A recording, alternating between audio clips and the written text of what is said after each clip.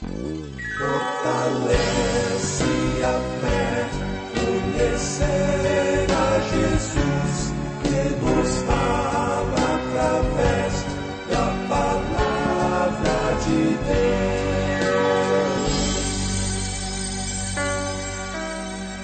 Apresentamos Através da Bíblia, o programa que leva você ao estudo sistemático e detalhado do livro dos livros, a Palavra de Deus. Este projeto, que tem como objetivo estudar toda a Bíblia Sagrada em 5 anos, foi idealizado pelo Dr. J. Vernon McGee. Os estudos são produzidos, contextualizados e apresentados pelo pastor e professor Itamir Neves. Convidamos você, ouvinte, a acompanhar esta jornada através da Bíblia. Olá, amigo, estamos iniciando mais um programa da série Através da Bíblia, com os nossos corações cheios de alegria, aquela alegria que só o Senhor Deus nos dá. Nos alegramos porque hoje concluímos mais uma parte do nosso projeto de estudarmos toda a Bíblia. Hoje finalizamos o estudo do livro do profeta Naum, e já no próximo programa estaremos conversando sobre os aspectos introdutórios do livro do profeta Abacuque. Serão 10 programas e o meu convite a você é que se programe para esse estudo, que certamente nos trará mensagens especiais. O justo viverá pela fé é uma das frases teológicas de grande importância da Palavra de Deus, que foi pronunciada e registrada pela primeira vez pelo profeta Abacuque. Valerá a pena o estudo desse livro, pois nos fará conhecer mais de Deus e a maneira como Ele quer que vivamos. Mas nós estamos alegres também pela maneira carinhosa que temos sido tratados por você, pois através das cartas que recebemos, através dos e-mails, dos telefonemas, percebemos essa comunhão que só existe quando pertencemos à mesma família. Hoje eu registro o e-mail que o César nos enviou da cidade de Temuco, no Chile.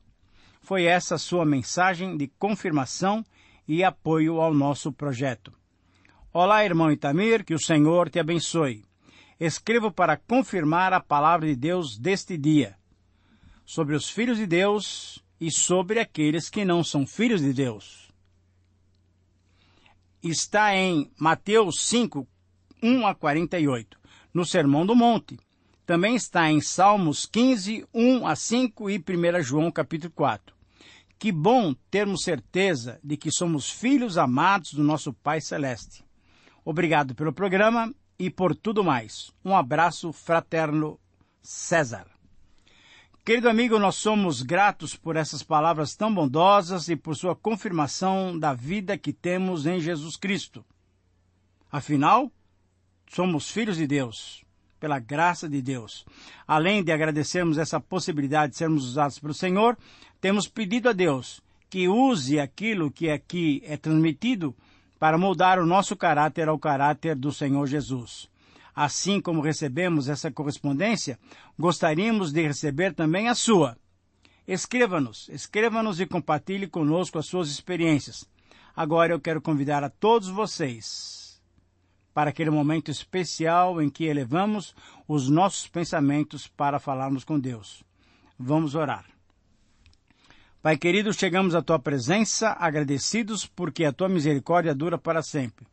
Agradecidos porque a Tua misericórdia se renova constantemente sobre as nossas vidas. Pai, agradecemos porque a Tua misericórdia é que faz o Senhor apagar de nós as nossas transgressões.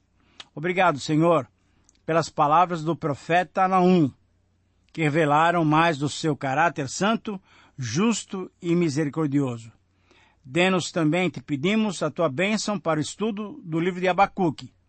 Que o Senhor fale ao nosso coração. Obrigado, Pai, por esse momento de estudo e te pedimos, fale conosco, orienta-nos, conceda-nos a iluminação do Teu Santo Espírito, porque nós oramos em nome de Jesus. Amém. Fortalece a fé, conhecer nosso Deus. Querido amigo, hoje temos como objetivo concluirmos os nossos estudos no livro do profeta Naum. Vamos estudar o último parágrafo desse livro. Estudamos Naum, capítulo 3, versículos 14 a 19. Ao considerarmos essas palavras finais, é possível percebermos que o tema desses versos nos convida a refletir sobre a destruição que o Senhor preparara para a Síria. Seria uma destruição inevitável, uma destruição tão certa que por muitas vezes o profeta se referia à futura destruição como já tendo acontecido. Nínive era a capital da raça de homens provavelmente mais sensuais, ferozes e diabolicamente atrozes que já existiram no mundo inteiro. Eles eram grandes saqueadores, grandes sitiadores, homens gritando continuamente, sítio, sítio, sítio. Contudo, Naum declarou que esses mesmos sitiadores do mundo também seriam sitiados, seriam cercados, seriam oprimidos. As ameaças de Naum foram cumpridas de maneira extraordinária. Esaradom, que foi o último rei de Nínive, experimentou exatamente a profecia de Naum. Os medos com os babilônios e ainda outros exércitos estrangeiros derrubaram, em primeiro lugar, todas as fortalezas existentes ao redor da cidade. E, em seguida, sitiaram a cidade. Os ninivitas proclamaram um jejum de 100 dias, tentando apaziguar os seus deuses. Mas, apesar disso, lógico, a cidade caiu. Porque quem tinha determinado que ela cairia era o Senhor. Antigos historiadores descrevem como a cidade sitiada passou a sua última noite. Ela passou a sua última noite em orgias e bebedeira, seguindo o exemplo do rei, que sabia que já não havia mais recursos. Para precipitar a catástrofe, certamente, sob a poderosa mão de Deus, o rio Tigre transbordou, abrindo brechas nos muros, e quando o rei, ao constatar a iminente ruína da cidade, queimou-se vivo dentro do palácio. A cidade então foi saqueada de todos seus ricos despojos. Nínive caiu em 612 a.C. A sua destruição foi completa. Na atualidade, nada mais resta da antiga cidade além das grandes montanhas. Tão completa foi a sua destruição que Alexandre o Grande, quando passou por ali, ele passou sem saber que o Império Universal estava sepultado aos seus pés. Um historiador antigo escreveu: Nínive pereceu e não ficou um rastro sequer de onde existira antes. No texto que estamos estudando hoje, capítulo 3, 14 e 19, o profeta Naum proclama alto e bom som que a resistência, qualquer resistência, será em vão. Como gafanhoto devorador, virão os inimigos de Nínive. De fato, o seu rei já tinha perecido e o seu povo se encontrava disperso como ovelhas sem pastor. Ao ver a sua queda, as nações que sofreram sob o jugo assírio se regozijaram, se alegraram, ficaram aliviadas. Vale notarmos nesse programa final que, quanto à forma poética, o livro de Naum é um dos mais lindos de todo o Antigo Testamento. Com base no hebraico, nenhum outro profeta, exceto Isaías, pode-se dizer que se iguala a Naum em arrojo, ardor e sublimidade. Suas descrições são sumamente vivas e impetuosas. Sua linguagem sempre foi forte e brilhante, e o seu ritmo tem o estrondo do trovão, saltando e brilhando como um relâmpago, quando ele descreveu os homens a cavalo e os carros de guerra cruzando as ruas da infeliz Nínive. Por consenso geral, Naum é considerado um dos mestres do estilo hebraico. Sua excelência suprema não é a emoção, mas é o poder de descrição. o qual, pelo seu indômito vigor e cor resplandecente, pelo expressivo e dramático de sua fraseologia, Naum nunca foi superado. Com essa sensibilidade, com essa capacidade e com a certeza da ação de Deus, Naum nos mostra que podemos estudar esse texto final sob o título de A Inevitável Destruição. Eu vou repetir para vocês, se você tiver condições, você pode anotar.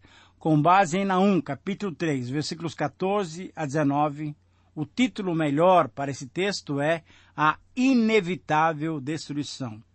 A Inevitável Destruição. Querido amigo, ao considerarmos esse texto final, fica notória a diferença entre os que governam e o povo. Se percebe isso na descrição de Naum sobre a destruição, já que menciona grupos socioeconômicos específicos e de importância diversa na estrutura do império. Por exemplo, são citados os mercadores, os oficiais e os pastores. O caos produzido pelo ataque medo-babilônico a Nínive produziu como resultado a fuga do povo, sem direção e padecendo das consequências do que todos tinham produzido. O povo sofreu as consequências da queda de um poder que também tinham ajudado a construir com seu trabalho e com a sua cumplicidade, mesmo que não tivessem sido beneficiados pela riqueza e opulência dos assírios impostas aos seus adversários. Naum deixou muito claro o caráter dos ninivitas ao usar a figura dos gafanhotos.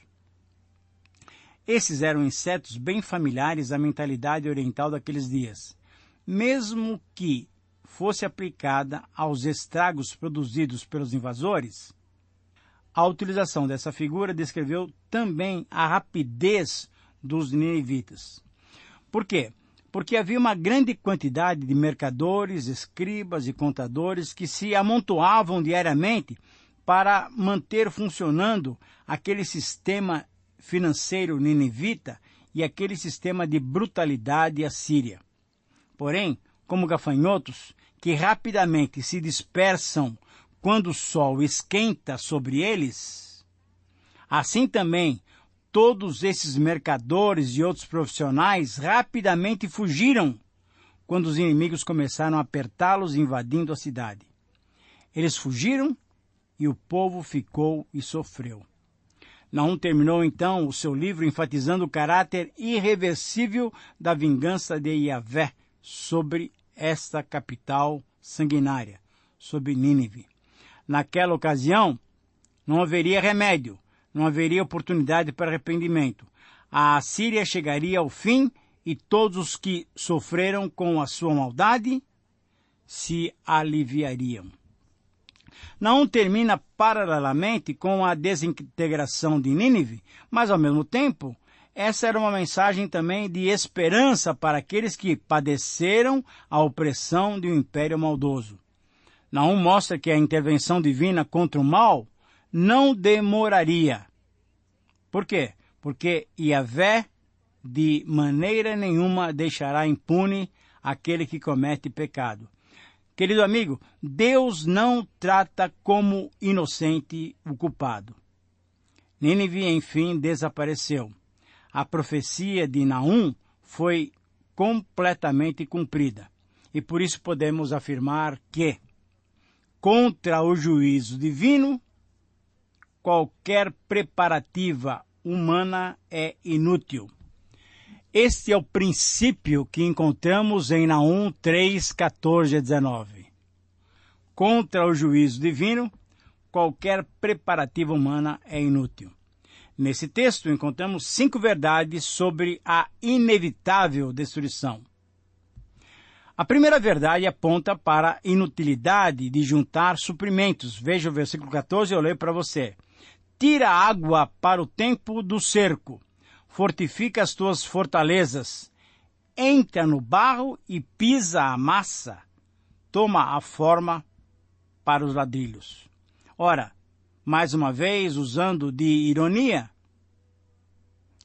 Diante de tanta destruição, Naum convoca o povo assírio para fazer alguma coisa para fortificar as suas fortalezas, mas não havia nada a ser feito. A segunda verdade mostra a inutilidade do poderio humano. Versículos 15 e 16, que eu leio também para você. No entanto, o fogo te consumirá, a espada te exterminará, consumir-te-á como gafanhoto.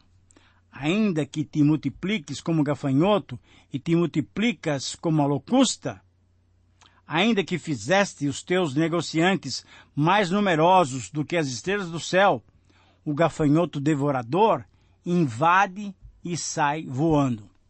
Ora, aqui está mais uma vez declarada a total impossibilidade de Nínive fazer alguma coisa para deter o avanço dos exércitos inimigos.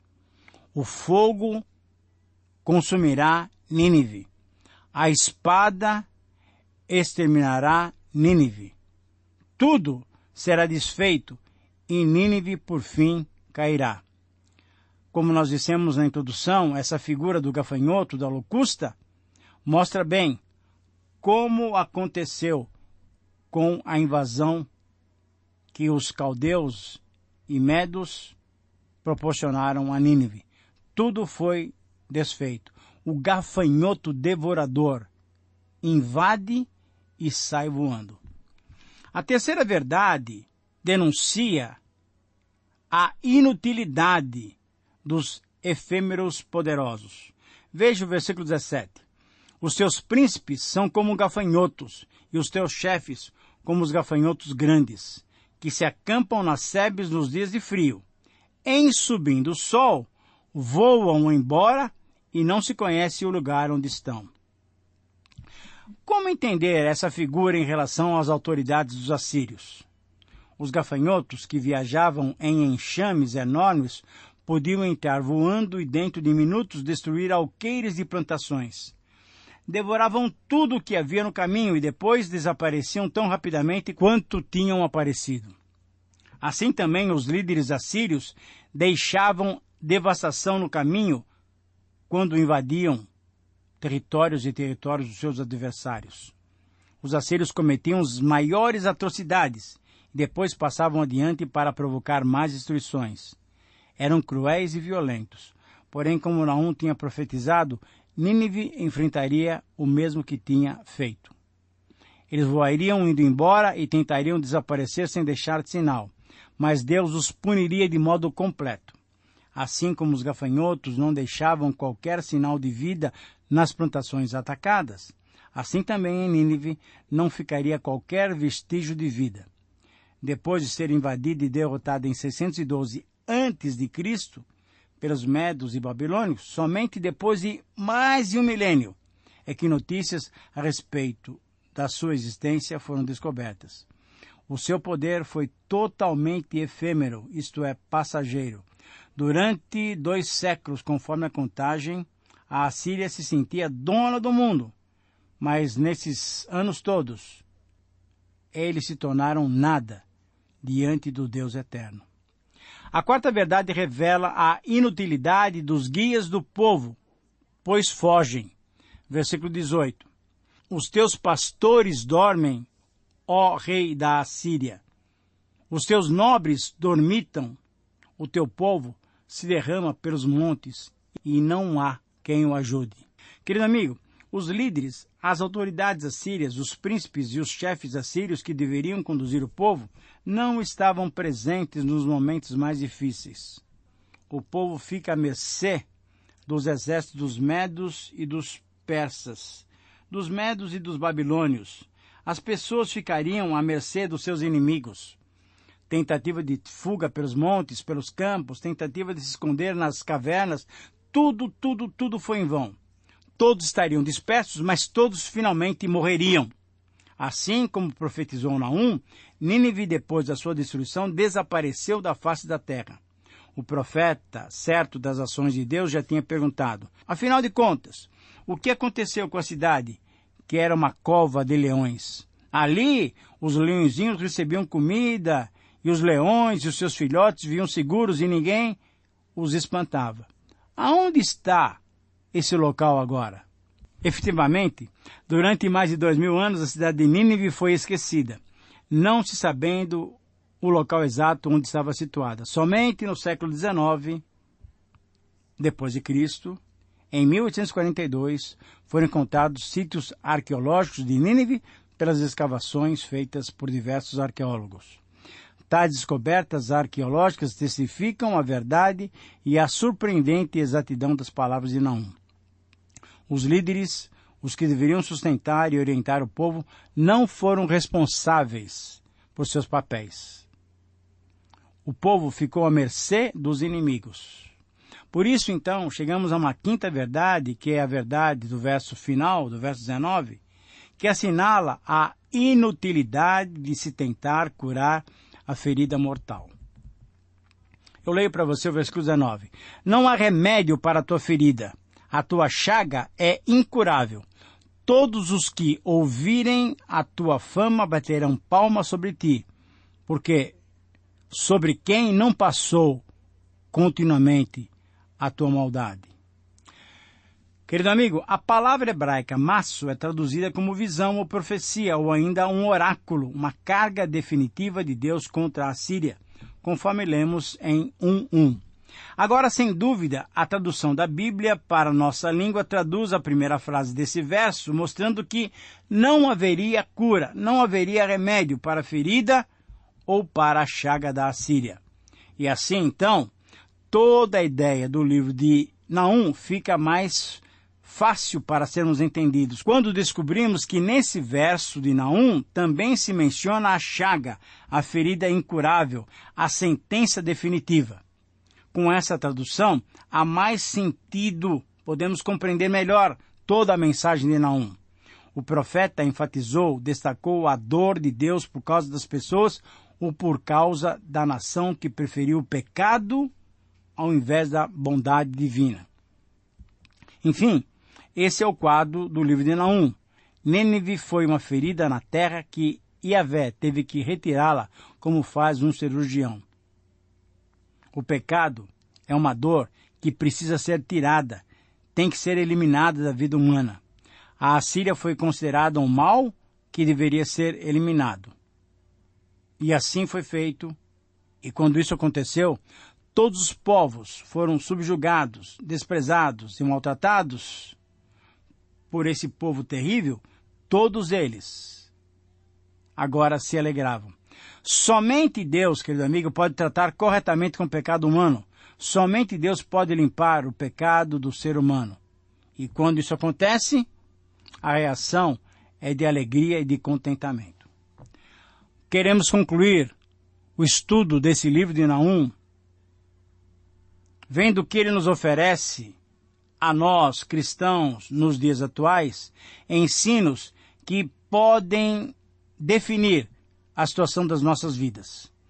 É um dever cristão apresentar uma mensagem íntegra, como fez Naum, ao responder às exigências históricas do seu tempo. Naum, então, se destaca, porque na sua profecia nós podemos apresentar algumas características divinas, podemos entender essas características divinas. Quero concluir mostrando essas características. Primeiro, Deus é justo e deseja que a justiça exista entre todos os seres humanos. Segundo, Deus é fiel. Deus é fiel à sua aliança, a aliança feita com seu povo, e a sua fidelidade não depende da atitude dos seus seguidores. Deus não age com retribuição por mérito algum nosso. Terceiro, Deus é soberano sobre todos os reinos da terra. Por essa razão, ele intervém em atos que mudam a história de opressão e sofrimento dos povos que muitas vezes são hostilizados pelos adversários mais poderosos. Quarto lugar, Deus é reto em seus juízos. Deus questiona a legitimidade alcançada por governos injustos que têm edificado impérios sobre o sangue dos fracos. E em quinto lugar, Deus é um Deus de amor para com seu povo. Deus misericordioso e bondoso Ele sempre agiu em favor do seu povo, mesmo que esse povo tenha sido infiel e lhe entristecido. Querido amigo, podemos sempre contar com o amor sacrificial de Deus. A voz de Naum é uma voz de justiça, mas é uma voz de esperança e confiança. Minha oração é que você espere e confie no Senhor, pois Ele não tardará a se manifestar. Um grande abraço, Deus te abençoe e até a introdução a Abacuque. Terminamos mais uma apresentação do programa Através da Bíblia. Esperamos que você nos escreva dando a sua opinião sobre o que ouviu. O nosso endereço é Caixa Postal 18.113, CEP 04626-970, São Paulo, São Paulo. Ou pelo e-mail através da Bíblia @transmundial.com.br. Este programa foi produzido nos estúdios da Transmundial. Meu pecado sei, expirou na cruz, e por graça sei.